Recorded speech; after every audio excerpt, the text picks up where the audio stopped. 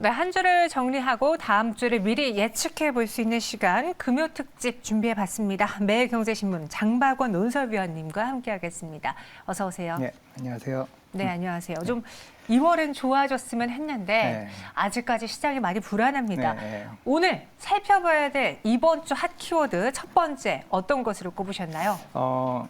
계속 지금 안 좋은 소식만 나오는데 오늘은 네. 뒤에 이제 소개할 건 좀 안 좋은 소식이긴 하지만 처음에는 좀 좋은 소식부터 시작을 하겠습니다.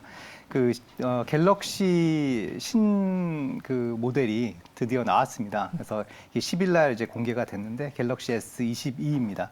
이게 왜 이제 좀 주목을 받았냐면 그 전에 그 전작인 갤럭시 S21이 굉장히 기대보다 그 판매가 미치지 못했습니다. 물론 이제 폴더블 폰이 나오면서 이제 조금 지지부진했던 것을 만회를 하긴 했는데 본격적인 이제 만회가 되지 못해서 이제 메인 그 모델이 나온 것에 대해서 많은 이제 소비자들도 기다렸고요. 이제 시장에서도 많이 기다렸습니다. 근데 이게 지금 발표된 내용을 쭉 보니까 물론 이제 언론을 통해서 많이 이제 시청자 여러분들께서도 보셨겠지만 딱 4가지 정도로 특징을 뽑을 수 있습니다. 먼저 카메라가 되게 좋아졌고요. 네. 그다음에 속도가 빨라졌습니다. 그리고 배터리가 이제 빨리 충전이 되고 오래 지속될 수 있는 그 배터리 기능을 강화를 했는데요.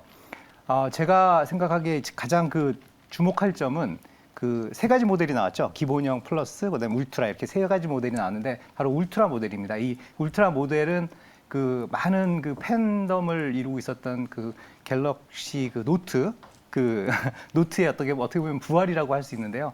S펜을 장착을 했죠. 맞습니다. 그래서 이게 굉장히 이제 큰 기대를 갖고 새로운 또 수요를 창출할 수 있을 것이다. 이렇게 이제 보고 있습니다. 그래서 그게 이제 좀 잘 판매가 되면 전에 전작이 S21이 지금 2,700만 대가 팔렸거든요. 근데 지금 목표는 시장에서 한 3천만 대 정도는 팔리지 않을까 이렇게 생각이 듭니다. 이게 물론 이제 주가는 물론 스마트폰 판매만 영향을 받는 게 아니기 때문에 주가는 좀 지켜봐야 되겠지만 일단은 한 2월 이제 곧 판매가 되기 시작하거든요. 근데 이 판매가 되고 나서 2개월에서 3개월 정도 시장 반응이 어떤지 그거에 따라서 삼성전자에 대한 기업 가치도 좀 재평가를 받지 않을까 이렇게 생각이 듭니다. 네, 말씀하신 것처럼 이번에 S펜 노트의 부활이잖아요. 그동안 이 갤럭시 노트를 기다렸던 분들에게는 이번에 이 신제품이 또 한번 흥행몰이를 할 수 있지 않을까 기대가 됩니다.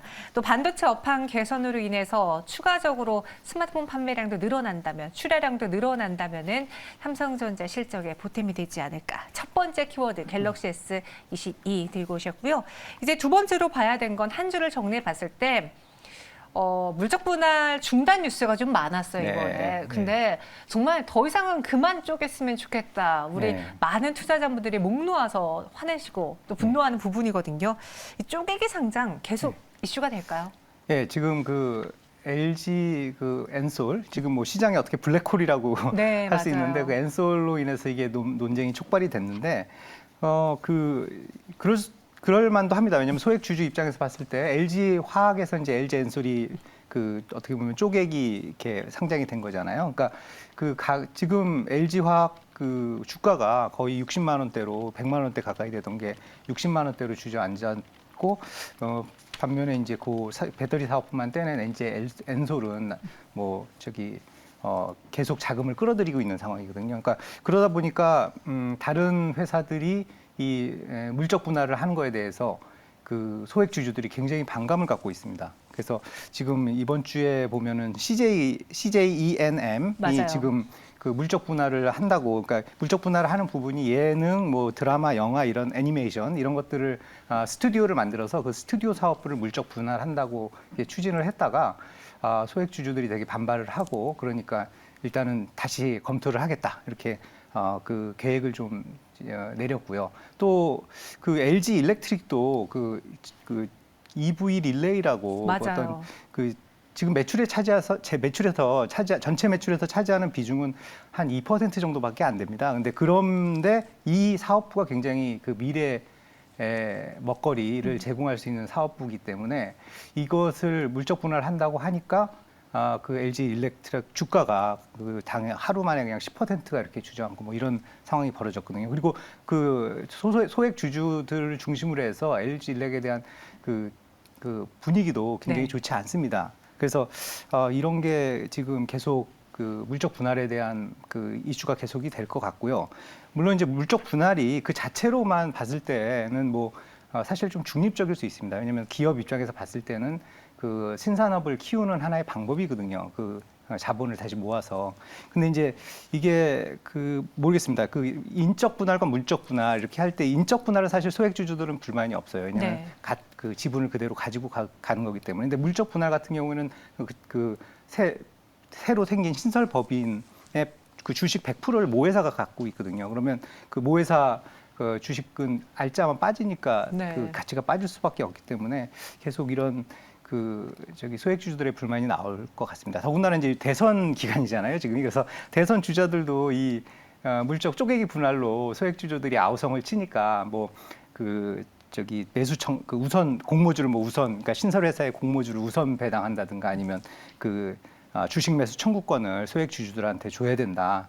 뭐 심지어는 신주 인수권을 부여하자는 얘기도 있습니다. 근데 네. 신주 인수권을 부여하려면 사실 상법 개정을 해야 되거든요. 그래서 그런 그 어려운 과정이 있지만 그래도 지금 소액 주주들이 워낙 그 반발이 심하니까 이제 이런 얘기들이 계속 나오고 있습니다. 그래서 당분간 이 물적 분할에 대한 이슈가 좀 될 것 같고요. LG 엔솔이 이제 좀 잠잠해지진 때까지는. 근데 그 다른 회사들이 이제 물적 배달을 쉽게 예전처럼 추진하기는 좀 쉽지 않지 않을까 이런 좀 진단을 해볼 수 있겠습니다. 네, 정말 적당히 해야죠. 적당히 해야 되는데 최근 몇 년 새 이러한 대기업들의 쪼개기 분할이 너무 많았고 또 그 분할을 통해서 기존의 소액 주주분들은 피해를 보고 또 시장에서 블랙홀, 뭔가 뭐 수급 꼬임 현상을 유발했기 때문에 정말 많은 분들이 이로 인해 피해를 봤습니다.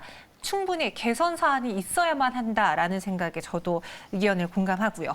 이어서 다음 키워드로는 오늘 시장을 또 끌어내렸던 네. 요인이죠. 네. 물가, 그놈의 물가 이야기예요. 네.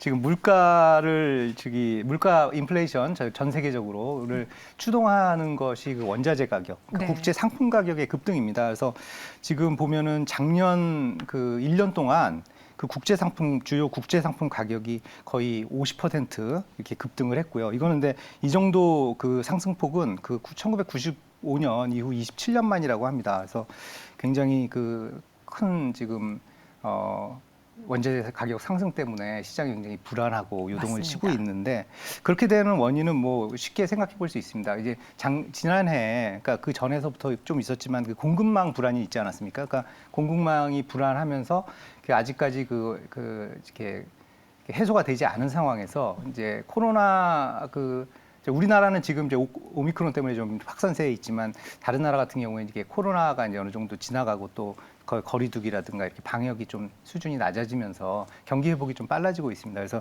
그거에 대한 또 그 수요도 있고 여기에 최근에 이제 우크라이나 사태까지 겹치면서 원유하고 천연가스 뭐 이런 그 주요 에너지 가격이 되게 급등을 했습니다. 근데 이 에너지 가격이 급등했다는 거는 그 도미노식 파급 효과가 생깁니다. 그래서 네.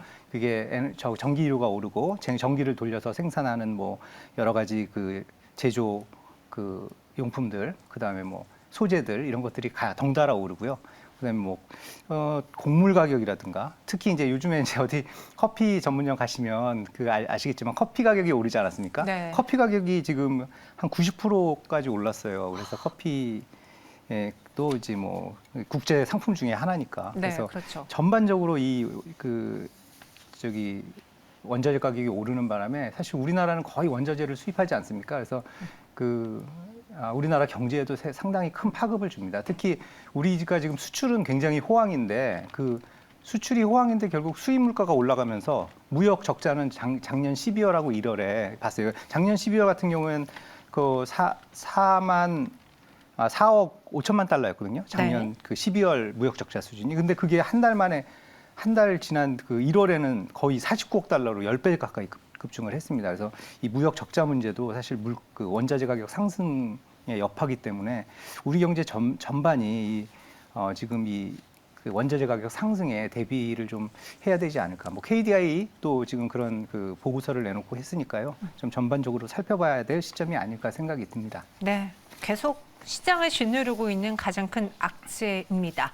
마지막으로 다음 주 증시에 또 영향을 미칠 만한 이벤트 이슈를 미리 예측해 볼까요? 뭐 증시에만 영향을 주는 건 아니고요. 우리 국민들 생활 전반에 영향을 줄 수 있는 게 바로 오미크론 확산입니다. 네. 그래서 오늘도 지금 5만 명 정도 신규 확진자가 나왔는데 이런 추세라면 지금 워낙 전파력이 빠르기 때문에 다음 주 같은 경우에 한 10만 명을 찍고 그다음에 월 말 정도에는 지금 뭐 방역 당국이 예측하기로는 13만 명에서 17만 명 이렇게 얘기를 하는데 뭐 더 많이 한 20만 명까지도 늘어날 수 있고 또 3월에도 계속 이어질 거고 그런데 어쨌든 다음 주에 그 오미크론 신규 확진자가 얼마나 늘어나느냐 그리고 또 특히 이제 위험군 그러니까 이 위중증 환자라든가 이런 사람 이런 그 분들이 얼마나 늘어나느냐 이런 거에 따라서 사실 우리 그 시장이나 우리 경제에도 영향을 미칠 수 있을 것 같습니다. 물론 정부가 거리두기를 다시 강화할 수는 없을 거예요. 지금 뭐 거리두기를 강화한다고 해서 이 네. 오미크론 확산세가 잡히거나 뭐 그럴 상황이 아니고 이미 이제 셀프 방역이라고 스스로 알아서 치료하고 자가 치료하고 뭐 이런 식으로 바뀌었기 때문에 정부 차원의 거리두기 강화가 이루어질 것 같지는 않고 오히려 뭐 거리두기가 좀 풀릴 수도 있지만 문제는 사람들의 심리가 위축된다는 겁니다. 그래서 그 심리가 위축되면 아무래도 뭐 식당에도 덜 갈 것이고, 그다음에 뭐 어디 마트라든가 이런 데 가는 것도 좀 꺼릴 것이고, 하다 보면 소매 뭐 숙박업 이런 것들에 영향을 받고, 뭐 내수 시장 뭐 이런 것들도 영향을 받고, 전반적인 또 이렇게 심리가 투자 심리까지 영향을 미칠 수 있거든요. 그래서 그런 측면에서 이 오미크론 영향이 다음 주에 어떻게 이제 그 어떤 식으로 흘러가느냐 이거를 좀 잘 지켜보면 전체적으로 시장도 우리가 볼 수 있지 않을까 이렇게 생각이 듭니다. 네, 뭐 단순히 우리 증시에만 영향을 미칠 이슈는 아니지만 전체적으로 이 오미크론 바이러스로 인해서 또 확진자 수가 얼마나 늘어나게 될지 하지만 다시 거리두기가 강화되지는 않을 것 같습니다. 새로운 거리두기 재편으로 인해서 어떻게 반응할지 이 점도 눈여겨보자라고 이야기해 주셨습니다. 지금까지 장박원 논설위원님과 함께했고요. 여기서 인사드리겠습니다. 고맙습니다. 감사합니다.